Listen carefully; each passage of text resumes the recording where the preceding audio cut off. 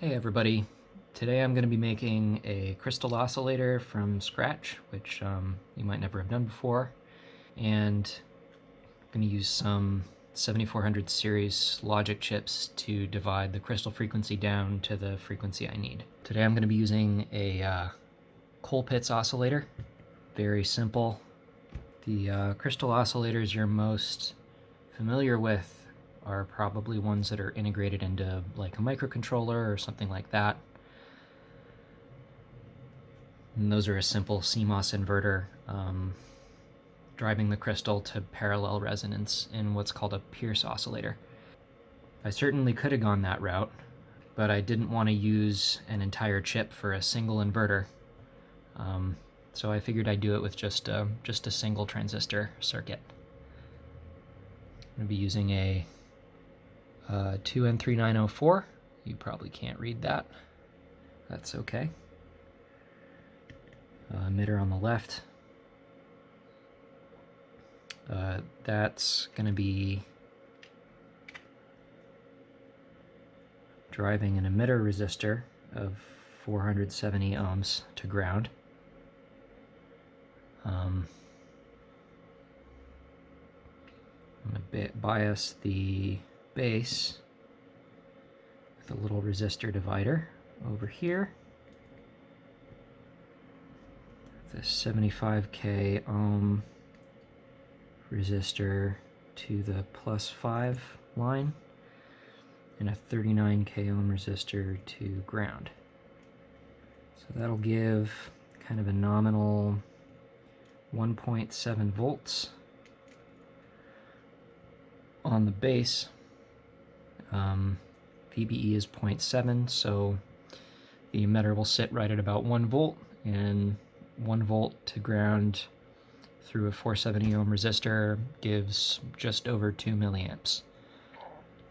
Of course, I'm not estimating the current into the base that might drop this voltage down, but if this transistor has a reasonable HFE, then that'll be pretty insignificant, and the slot factor, we can call it 2 milliamps.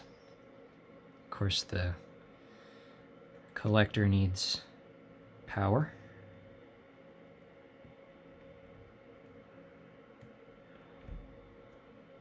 Okay, and then this is a 100 picofarad capacitor between the base and emitter for feedback.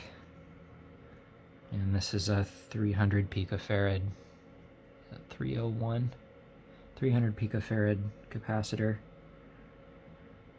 across that emitter resistor, just to make sure we have a lot of gain at the crystal frequency. And then the crystal shorts the base to ground,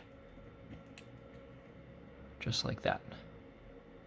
I try to build everything below, say, a few megahertz on a breadboard before I start soldering, just because I'm really liable to make stupid mistakes, and breadboards get a really bad rap. Yes, they do have problems, but if you're not trying to do anything really fancy or sensitive to little inter-electrode parasitic capacitances, 9 times out of 10, your circuit is going to work just fine. This crystal is about 2.1 megahertz, which is kind of just at the limit of what you can easily do on a breadboard. Okay, I'm going to power this thing on. This is using my power supply I fixed the pots in a different video. Okay, so turn that on, and I'm going to go over to the scope and the frequency counter. Okay, so here's what the instruments are telling us. Looks like the oscillator works. It's definitely oscillating.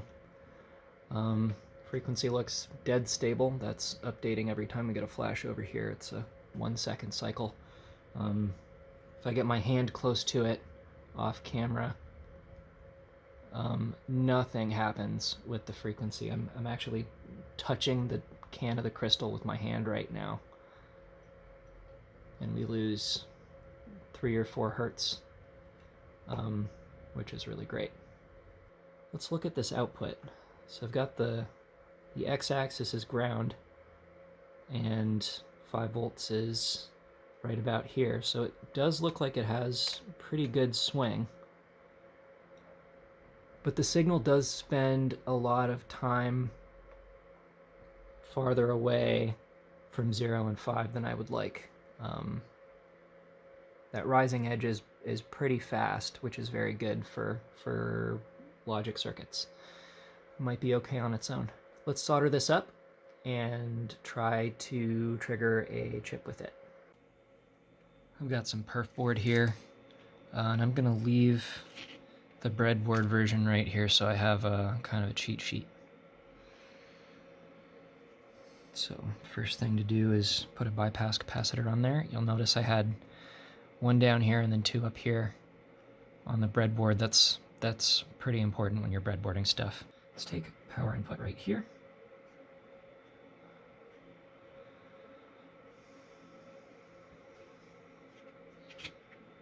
Okay, and then I guess we're putting power at the top of this board, so we'll pull up this 75K base bias resistor right there, and the 39K right below it.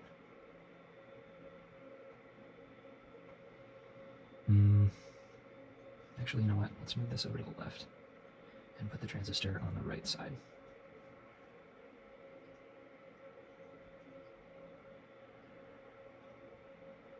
Okay. So this top ridge will make a positive power rail along that top rail, and then a negative power rail along this bottom row of holes. This is just FR4 perf board, they call it. I bought a big variety pack of this stuff off Amazon for like, it's like $6 for like 5 or 6 different sizes. So, solder the bias point together, and then let's just anchor this in place for now. So what I really want to do is take the bottom leg of this bypass capacitor and connect it down to the ground rail. Just tin it onto a hole, and then where'd my bus wire go? Tin the bus wire so it solders. We want to get some flux on there. That's the main thing you want. And then just tack it on between those 2 points. You can push it down a bit.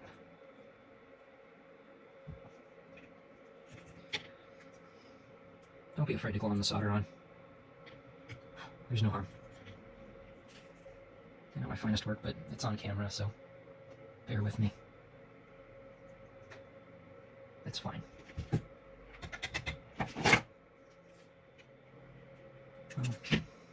I'll just extend this bus wire over so I have a nice thick ground trace.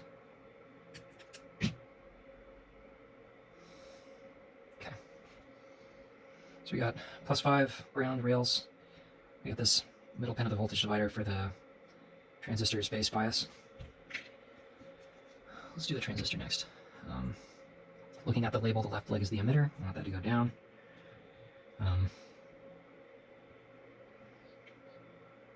That's a good place to put it. Middle pin gets that bias connection. Just take just the leads from those resistors, send them in the right direction, and then that collector wire just goes straight to positive. Just shove that under there so it's easy to solder, and then there's a space there for the 470 ohm resistor.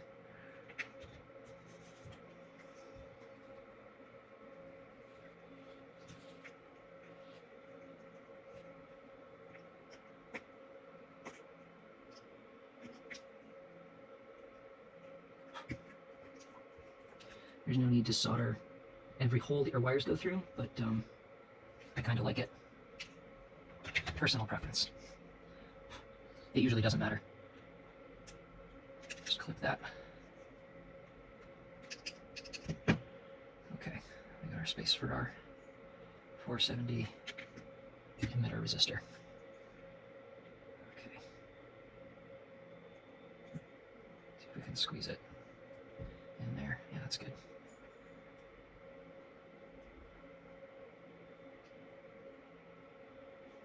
Let's twist those together.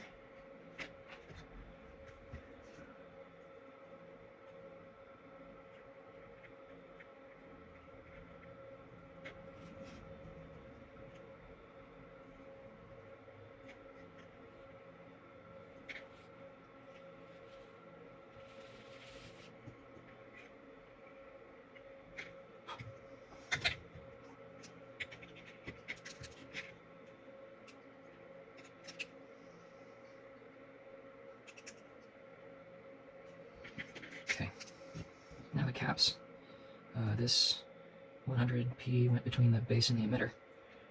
I can just go right there. That hole got soldered shut. Hold on a sec. I ran out of flux the other day. Pretty easy to desolder it with some wick, but I am totally out of flux, so no desoldering for me. Alright, I'm going to try to melt it and shove it in.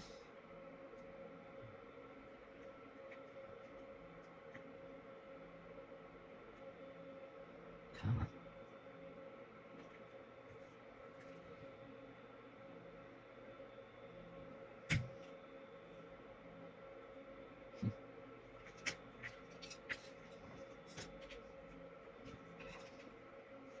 Got wires in the way.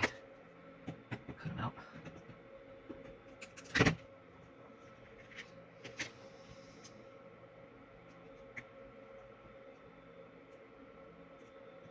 There. Keep it molten. Push from the back.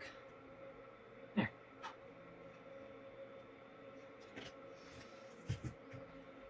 Now right now the solder on this pin is holding the capacitor in place.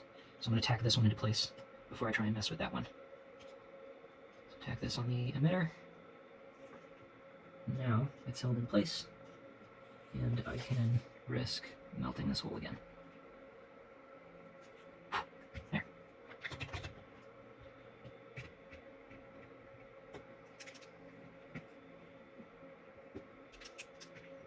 Just push that down.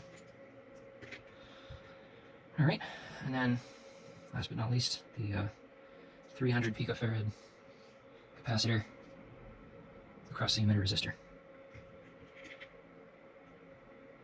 Just stick that right there.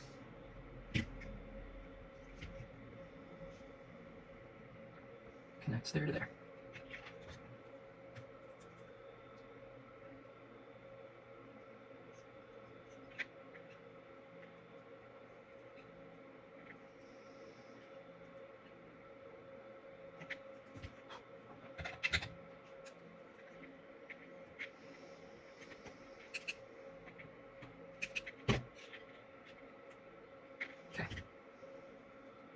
And last but not least, crystal itself, 2.097 megahertz. Looks like it can fit there. Gotta move it over one.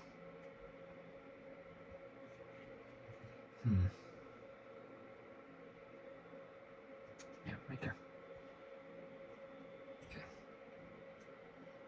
With the label facing, oh, that's fine, you can read it from there. Who knows how hard it's going to be to read from this side once we're done with this thing.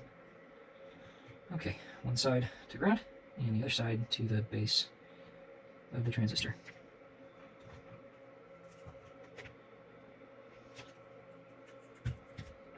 Just to make sure everything lays flat, I'm going to trim this and then kind of push it under these existing wires so that it kind of keeps it sprung down so it solders nice and flat. Kind of similar thing with this part, just kind of push it down to the board so it doesn't protrude so much.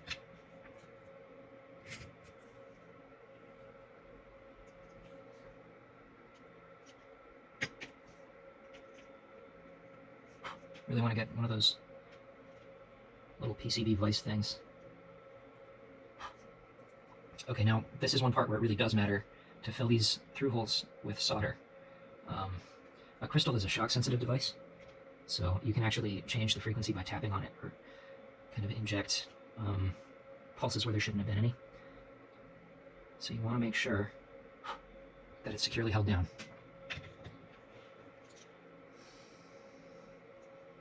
Okay. Let's make sure that worked. Bring the power in. A little positive pigtail right here. Negative right here. And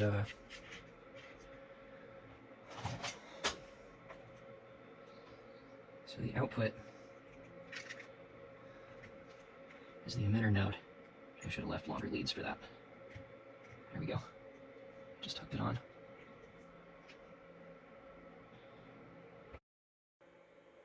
And yeah, sure enough, those rising edges are even faster now. See if I can get a good read on the rise time there.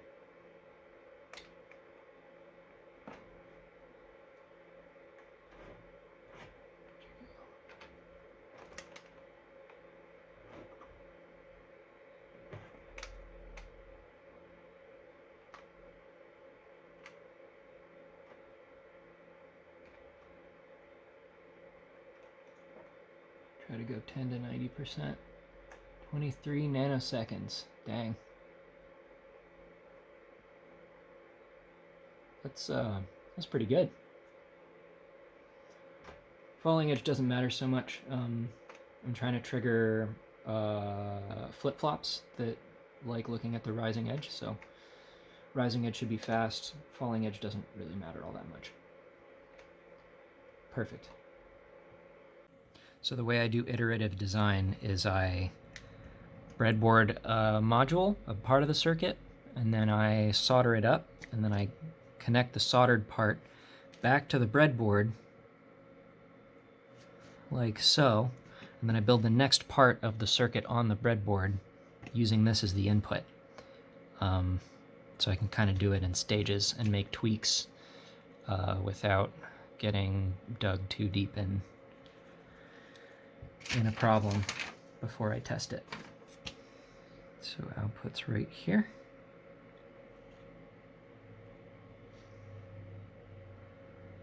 Kind of crimp it so it stays put. This is some of the most infuriatingly difficult parts of this. You can kind of wrap the wire around, kind of brace it against gravity so it doesn't fall out. And then go hands off and tack it in place. I had too much coffee today, my hands are shaky.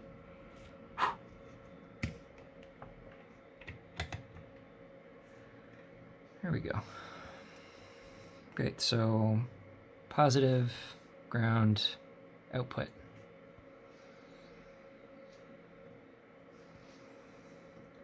Positive, ground, the output sticks right there.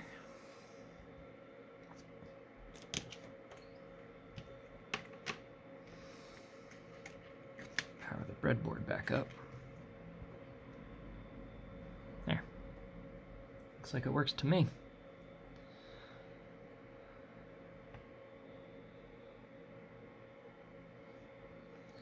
Okay, this is a 74 HCT192 4-bit binary counter chip. There are a bunch of 4-bit binary counter chips in the 7400 line. This one is one of the only ones that's configured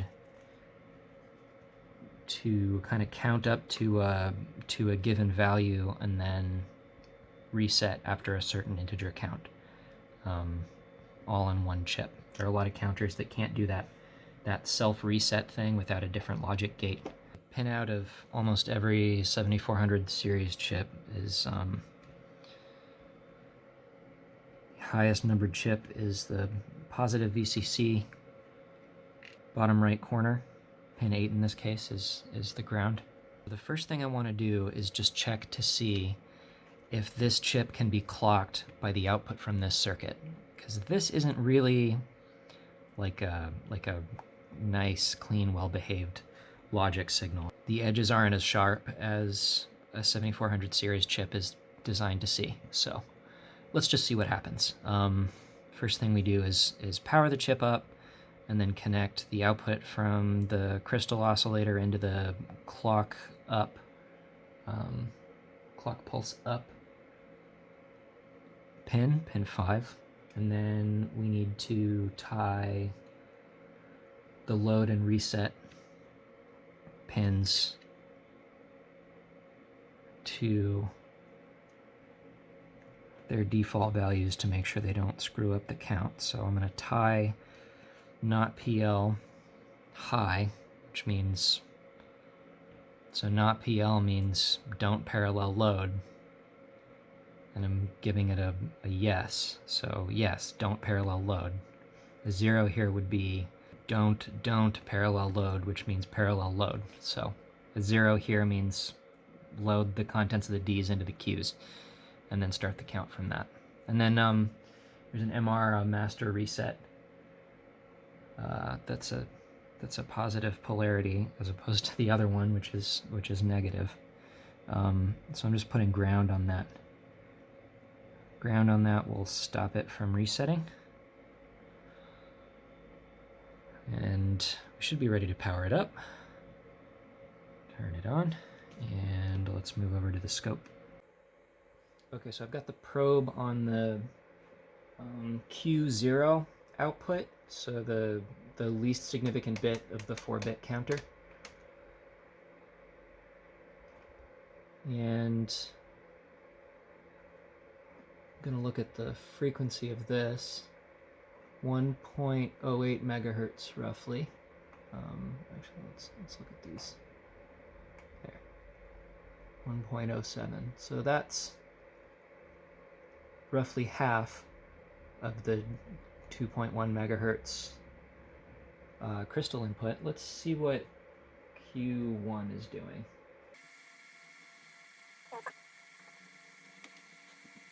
This is triggering on the wrong edge.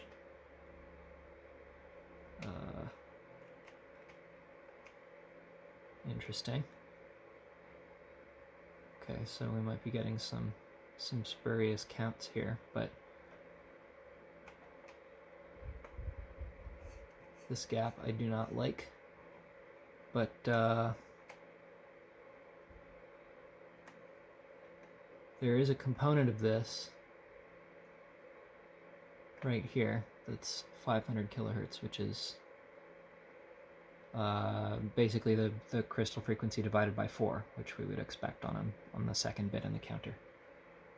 I'm going to plug this into the terminal count up line, pin 12.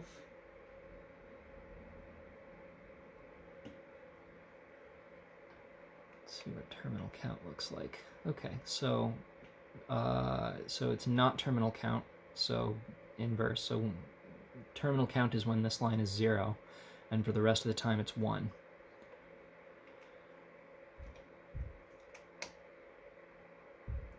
It's only at terminal count for 1 period.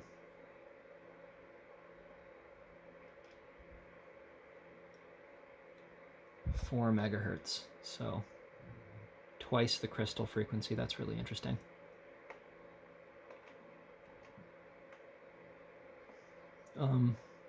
But we see this TC every 0.210 megahertz. So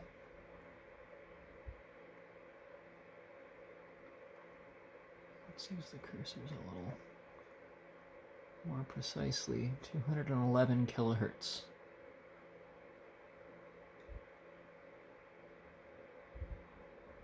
It's almost like this thing is dividing by 10 instead of 16. I would expect 16 because it's a 4-bit counter. 2 to the 4th is 16. I wonder why it's counting to 10.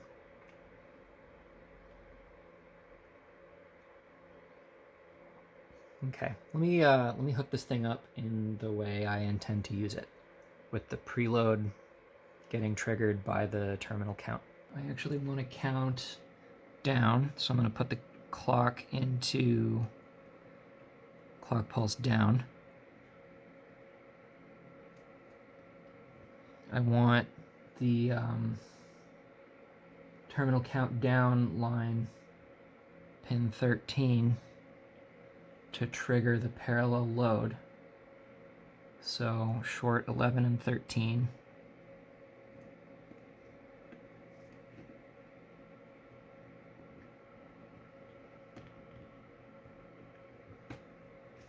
Sometimes you need tweezers with these things.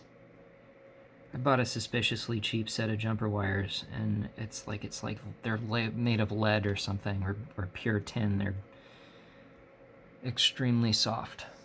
Let's short the data lines for the preload.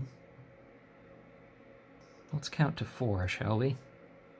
D0, 0.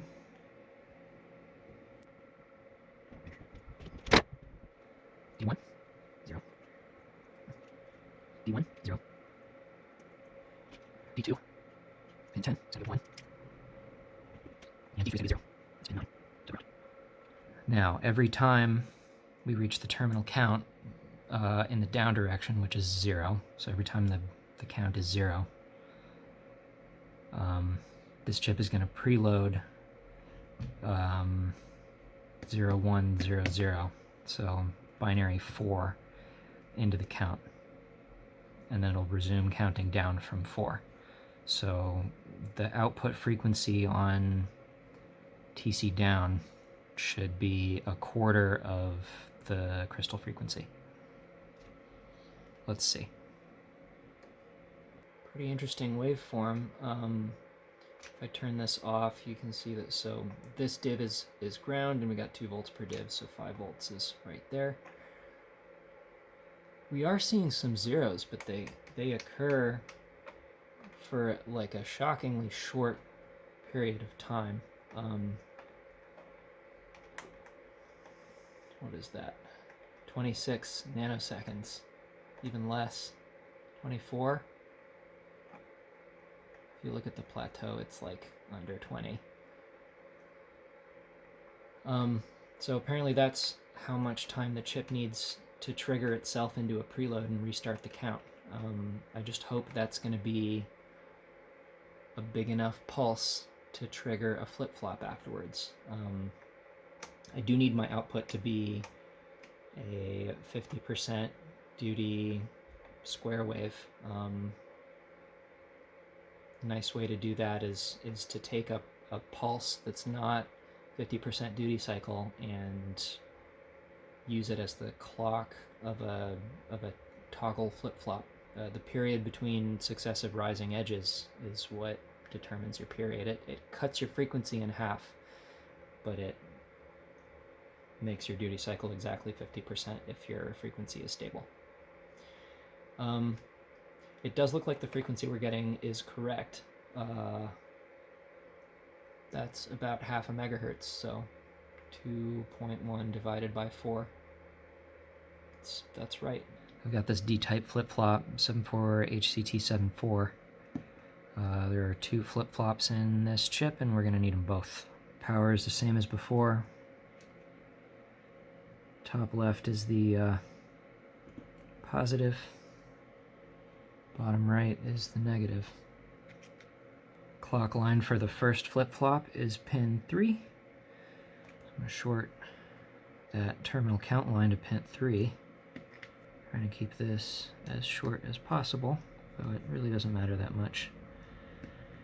That 500 kilohertz never hurts to engage in good practice. We're going to have to tie some of these pins to some logic levels to make this chip behave well. Pin 1 needs to be held high to avoid continuously resetting. And then since we want this thing to toggle every time it gets a pulse, we're going to connect the D input to the not Q false output. So this is the output that's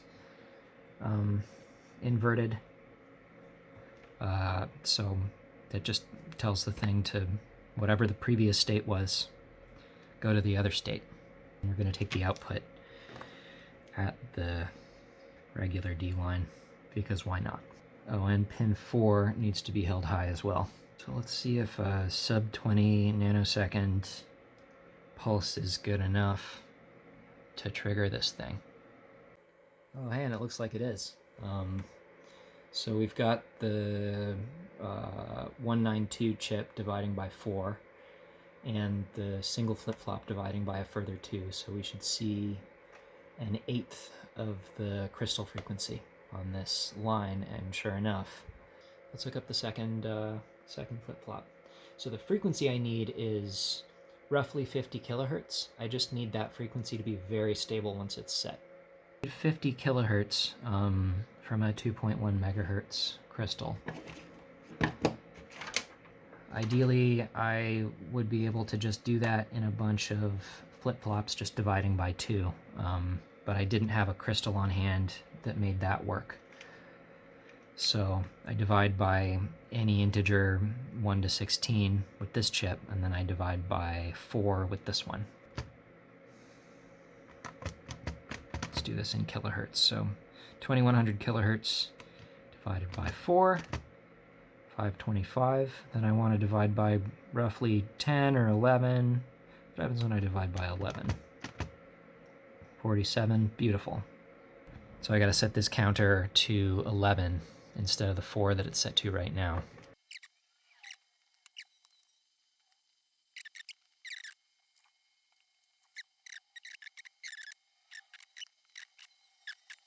Let's see what happens. All right. So the frequency counter looks good. Scope agrees with it. Yeah. Looks good to me. Okay, let's solder it up.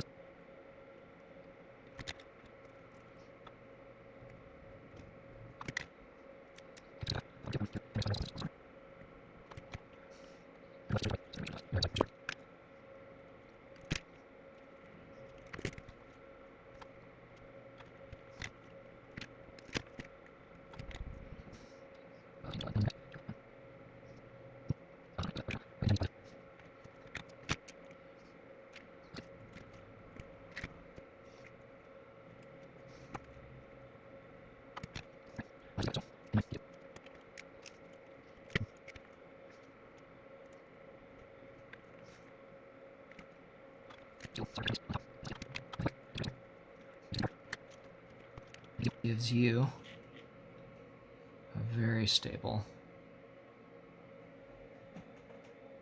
47 kilohertz square wave. Tell me that's not satisfying. Personally, I love it. Look, if you used a simple microcontroller, just one of the timer counter peripherals would be totally sufficient to do something like this. You'd get a lot more precision in the count value you'd be able to set. You wouldn't have to solder it in. But there's something that just feels so nice to me about making a little thing that does it. I don't know.